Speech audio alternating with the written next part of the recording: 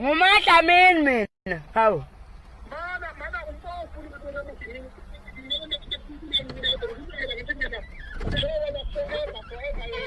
Manje mina unandosa ukukhophela ngalokho ukuthi wena forever yena.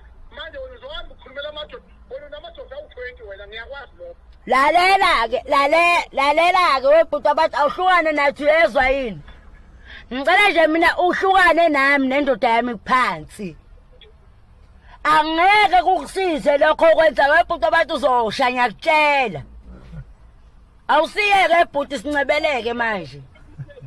Mana sithi bengikhuluma mina ngosizo lokuthi uforever yena ngivela wena ngithi mina njengommeli wakho.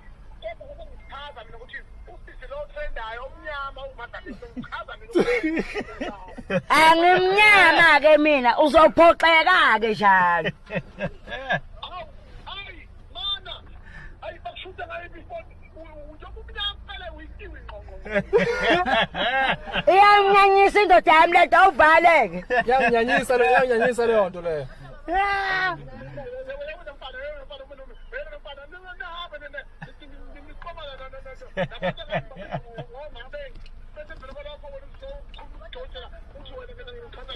Cha Madlamini Macingwane wena uthena uMadlamini umama omnyama wasenseleni.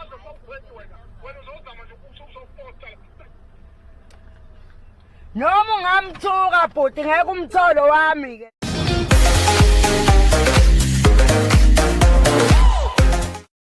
So yeah guys, that was Nongizwe Mchunu trying to help uMadlamini ukuthi athole imali from uNandosi, njengoba uNandosi sesebenzisa islogan sika Madlamini esithi forever yena.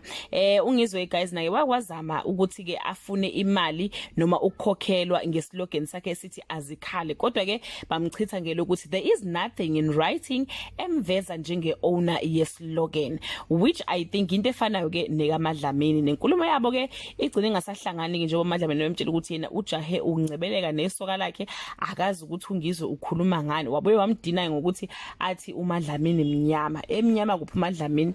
Emnyama kuphi guys uMadlamini? Ayike bachithe abgayo kanjalo uMadlamini bavelana ifoni ngenxa ukuthi ke uNgizwe usuke wathi uMadlamini mnyama. Angazi ukuthi uthini wakho umbono ngale ndaba, uyameseka uNgizwe noma cha? Please comment, like and share this video. Bye.